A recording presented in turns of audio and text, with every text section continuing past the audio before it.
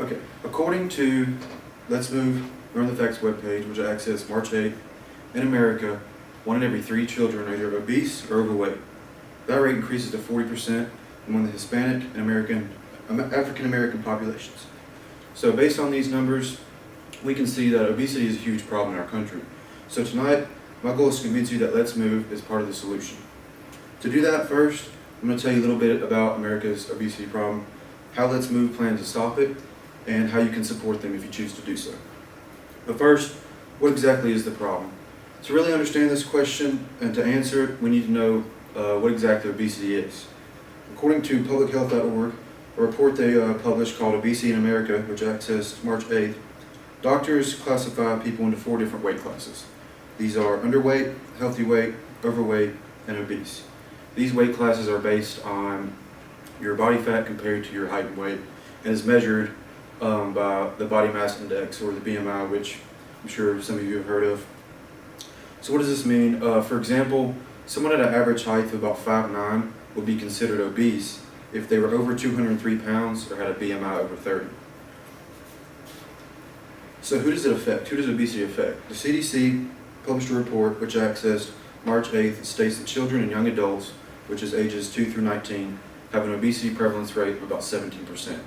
Now this number has largely remained unchanged for the past decade. Adults, which is ages 20 and above, have an obesity prevalence rate of almost 35%. So what is the reason for these numbers being so high? Again, back to that publichealth.org article, they state that this is because lack of exercise and an unhealthy diet. They go on to say that many adults and children live an inactive lifestyle along with maintaining an unhealthy diet. For instance, the World Health Organization reported that 11% of the average American's diet consists of fast food. So clearly there's a problem, and I'm going to tell you why Let's Move can be the solution to that problem. But first, I'd like to offer you a quick recap of what Let's Move is. Let's Move was launched February 9th, 2010 by First Lady Michelle Obama. The goal of this program is to decrease childhood obesity and obesity in all ages across the country. To do this, they launched campaigns and initiatives that encourage communities and schools to eat healthy and stay active. Last time I talked about a few of these initiatives. Tonight I want to talk about a different one called Salad Bars Move to Schools. An evaluation done by the Gretchen Swanson Center for Nutrition, which I accessed March 8th, reports that Salad Bars Move to Schools was launched 2010 with the goal of donating salad bars to schools to increase the availability of fresh fruits and vegetables to students. As of January 2014, 2,800 schools across 49 states have been impacted by this program. 94% of the salad bars donated are still in use, and 78% of them are used on a daily basis. Many schools also saw an increase in lunch participation among students, which resulted in the schools purchasing more fresh fruits and vegetables.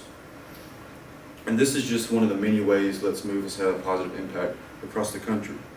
For instance, nationalreview.com has a report that I accessed March 8th, reported that the obesity prevalence rate among young children has dropped 4% in the first year of Let's Move. Now, to be fair, the obesity rate between other age groups has really remained unchanged, really hasn't gone up or down too much, just kind of stayed the same. But any progress is a step in the right direction. So with this information I've given you so far, I'm hoping that you will choose to support Let's Move and their efforts against obesity. If so, there are several ways you can do this. First, you can go to their website. You can take the pledge to live a healthier, more active lifestyle. You can also share this information with your friends and family in hopes that they'll do the same thing. Also on the website, they list a number of different opportunities for you to impact the schools and communities in your area. They also have an interactive map that shows places that Let's Move has already had an impact in. Lastly, you can go to healthieramerica.org. There you can either donate or you can support to the campaign titled A Partnership for a Healthy America, which works in conjunction with Let's Move to decrease obesity across the country. So tonight, I hope I've convinced you that Let's Move is part of the solution to America's growing obesity problem, and encourage you to support them. Now that you know a little bit more about obesity in America, Let's Move's plan to stop it, and how to support them, you should be able to decide if this is a cause worth fighting for.